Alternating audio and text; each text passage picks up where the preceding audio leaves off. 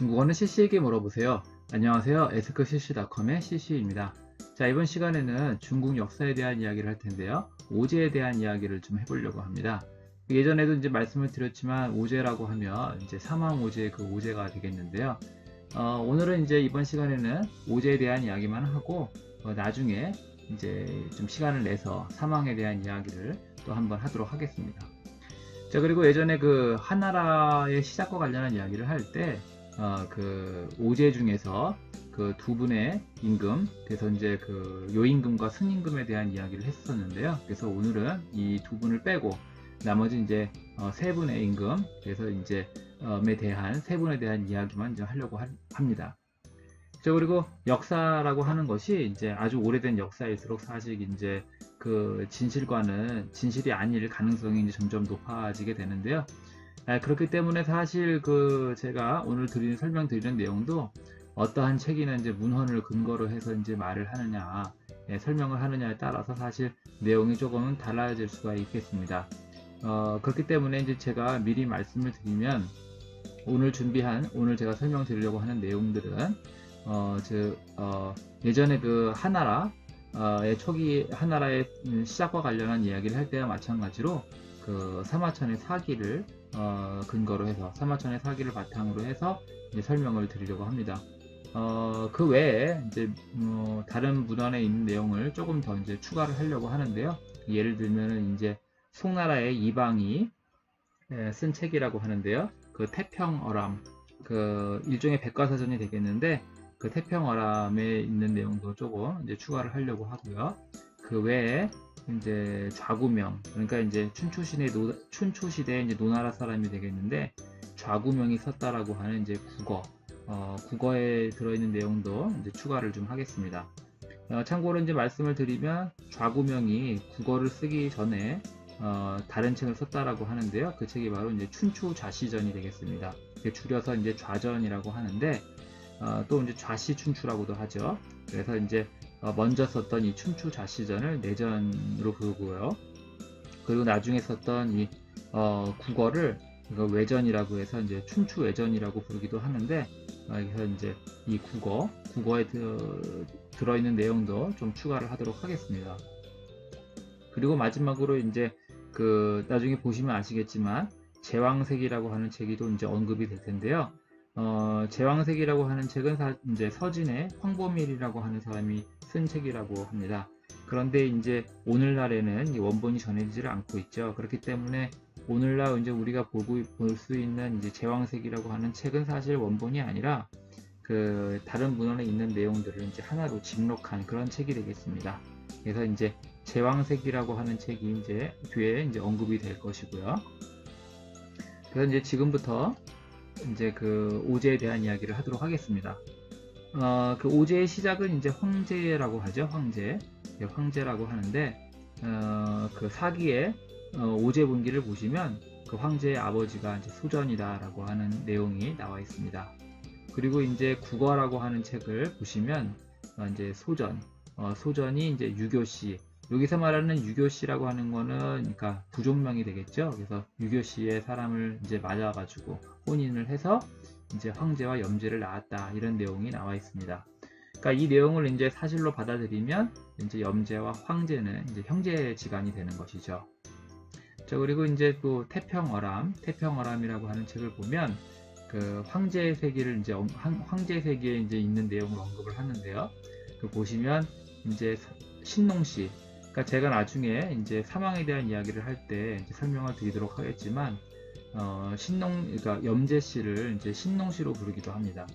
그렇기 때문에 여기서 이제 신농시라고 하는 것은 이제 염제를 의미하는 것이죠. 그래서 이제 염제의 어머니가 임사 또는 이제 여등이 되는데, 그래서 염제의 어머니가 이제 임사다라고 하는 내용도 이제 나와 있습니다. 그리고 이제 그 역시 태평어람이 되겠는데 제왕세기를 언급하면서 제왕세기에서 말하기를 이제 황제의 어머니가 부보다라고 하는 내용도 이제 나와 있습니다. 자, 그래서 이제 당시의 상황을 이제 당시에 이제 중원의 상황을 보시면 이제 크게 이제 세 부족이 이제 크게 세력을 떨쳤는데요. 이 세 부족 외에도 여러 소수 세력이 약한 소수의 부족들도 여러 다른 부족들도 있었겠는데요. 당시 중원에서는 이 세 부족이 이제 크게 세력을 떨치는 상황이 되겠습니다. 그래서 염제가 이끄는 이제 부족이 있겠고, 황제가 이끄는 부족이 있겠고, 그 다음에 이제 구리족의 일족인 치우가 이끄는 부족, 이렇게 이 세 부족이 크게 세력을 떨치게 되는데요. 당시 상황을 좀 설명을 드리면, 염제가 이끄는 부족은 이제 정상에서 이제 조금 떨어지는, 내려오는 그런 상황. 그러니까 이제 세력을 조금씩 잃어가는 그런 상황이 되겠고, 황제가 이끄는 부족이 이제 점차 그 세력을 떨치는 그러한 상황이 되겠습니다. 이러한 상황 속에서 이제 황제가 이끄는 부족과 염제가 이끄는 부족이 이제 충돌을 하게 되는데, 판천이라고 하는 곳에서 그 황제가 이끄는 부족과 염제가 이끄는 부족이 이제 싸움을 하게 됩니다.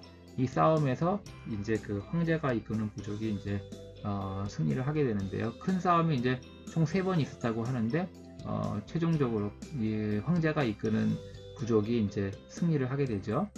그렇게 되면서 이제 염제가 이끄는 부족은 이제 황제가 이끄는 부족에게 이제 들어가게 되죠. 그러면서 이제 두 부족이 이제 하나가 되게 되는데요. 그러면서 이제 오늘날 이제 중국 사람들이 말을 하는 화하족이 이제 이루어지게 됩니다. 그래서 이제 중국 사람들은 자신들을 부를 때 그 염황자손이다라고 하는 표현을 종종 쓰는데요. 자주 쓰는데요. 이때 말하는 염황이라고 하는 게 바로 염제와 황제가 되겠습니다. 자, 그리고 이 싸움이 있고 나서 이제 황제가 이끄는 부족과 그 치우가 이끄는 부족 간에 이제 또 충돌이 있게 되는데요. 탕록이라고 하는 곳에서 이제 싸움이 벌어지게 됩니다. 이 싸움에서 역시 이제 황제가 이끄는 부족이 치우가 이끄는 부족에게 승리를 하게 되는데, 결국 그래서 이제 치우는 이제 결국 죽게 되고요.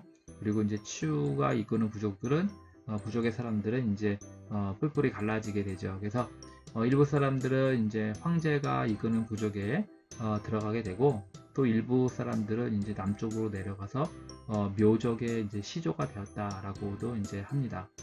그리고 또 일부 사람들은 또 이제 서쪽으로 가서 이제 고대의 강족과 이제 연관을 맺게 된다, 뭐 이렇게 설명을 하기도 합니다. 그러니까 그런 면에서 보면 이제 치우가 이끄는 이 부족도 이제 어떤 면에서 보면 이제 중국 사람들의 이제 시조가 되는 것이죠.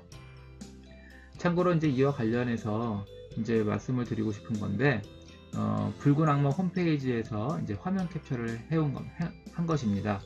그래서 보시면 이제 그 붉은 악마의 마스코트가 되겠는데요. 치우천왕이 되겠습니다. 치우천왕이 되겠는데요. 뭐 정사로서 인정을 받고 있지는 못하지만 그 치우천왕을 우리 민족의 시조로 보는 그런 견해도 있는데요. 그 견해의 이제 근거가 되는 것이 바로 이제 환단곡이라고 하는 책이 되겠습니다. 이 환단곡이라고 하는 이 책은 그 1911년에 이제 개연수라고 하는 분이 이제 쓴 책이라고 하는데요. 뭐 진위 여부는 사실 알 수가 없지만 아무튼간에 그의 제자였던 이유립이라고 하는 분이 1979년에 이제 그 공개를 하죠. 세상에 공개를 하게 되는 그런 책이 되겠습니다. 그래서 치우천왕이 우리 민족의 이제 시조다라고 하는 그런 견해도 일부 있다라고 하는 거, 사실 뭐 아직 이제 정사로서 인정을 받고 있지는 못하지만 그래서 이제 참고로 한번 설명을 드렸습니다. 자, 그리고 이제 그래서 이제 황제가 이제 중원을 이제 제패를 하게 되는데요. 이제 그 사기의 역시 오제분기를 보시면 황제에게는 총 25명의 이제 아들이 있었다라고 이렇게 나와 있습니다. 그렇게 본데 그 황제는 이제 누조를 아내로 이제 맞이했다라는 그런 내용도 나오는데요. 그 누조를 이제 정실로 맞이해서 누조와의 사이에 총 2명의 그 아들을 두게 됩니다. 그 첫째는 이제 현효가 되겠고요. 둘째가 바로 이제 창의가 되겠습니다. 그래서 이제 그 창의의 아들이 바로 이제 제전욱이 되겠는데요. 그 황제가 죽고 나서 황제의 제위를 이제 제전욱이 이제 물려받게 됩니다. 그리고 제전욱이 죽고 나서 그 제위는 바로 이제 제국에게로 이어지게 되는데요. 이 제국은 바로 그 현효의 손자가 되겠습니다. 그래서 현효의 아들이 바로 교국이 되겠고요. 교국의 아들이 바로 제국이 되는 것이죠. 그렇게 해서 그 황제부터 시작해서 제전욱 그리고 제국까지 이 세 명의 모제 중에서 이 세 명의 임금에 대한 이 가계도를 이렇게 보시면 충분히 이 가계도를 이해를 하실 수 있으리다 이렇게 생각이 듭니다. 자, 그리고 나머지 두 명의 임금들은 이제 아까 처음에 제가 말씀드렸다시피 그 하나라의 시작과 관련해서 그 두 명의 임금, 요임금과 순임금에 대한 이야기가 들어 있으니까요. 관심이 있으신 분들은 그 내용도 한번 참고를 해주시기 바랍니다. 자, 그래서 오늘 준비한 내용은 여기까지이고요. 이번 내용이 조금이라도 도움이 되셨다면 구독과 좋아요 부탁드립니다. 댓글은 CC가 운영하는 s크cc.com에 남겨주시면 제가 이제 시간이 허락하는 대로 답글을 달아드리도록 하겠습니다. 오늘 준비한 내용 여기까지입니다. 끝까지 들어주셔서 감사합니다.